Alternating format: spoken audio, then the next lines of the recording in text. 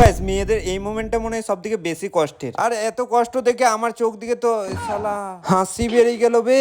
আর হ্যাঁ, এই ব্লগটা শেষ পর্যন্ত দেখো, আরো বেশি মজা পাবে। সো গাইস, বর আসবে বলে সকাল সকাল বাস নিয়ে আমি দাঁড়িয়ে গেলাম গেটে। হ্যাঁ, আমাদের এখানে একটা অফার চলছে, বাই ওয়ান গেট ওয়ান। আমাদের এখান থেকে কেউ যদি একটা বাস নিয়ে যায় তাকে আমরা ভালোবেসে আর একটা বাস ফ্রিতে দিই।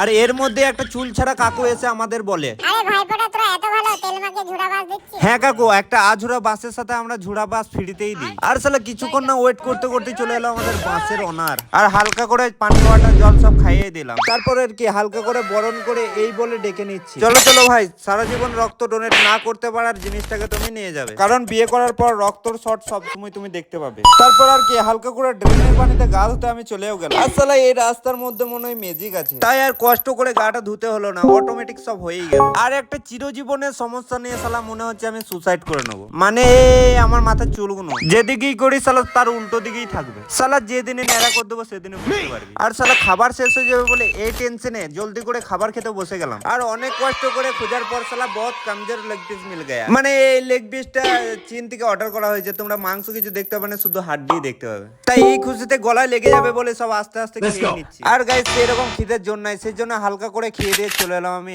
এইরকম একটা জায়গায়। আর এখানে দু বান্ধবীতে আমি এক গ্লাস কেরোসিন তেল আর এক গ্লাস ডিজেল নিয়ে বসে গেলাম খেতে। আসলে ক্যামেরাটা হাতে পাওয়ার পর হালকা করে ভিডিও শুট করেই নিলাম। আর তারপর যে এরকমটা হবে আমি কখনো জানতাম না।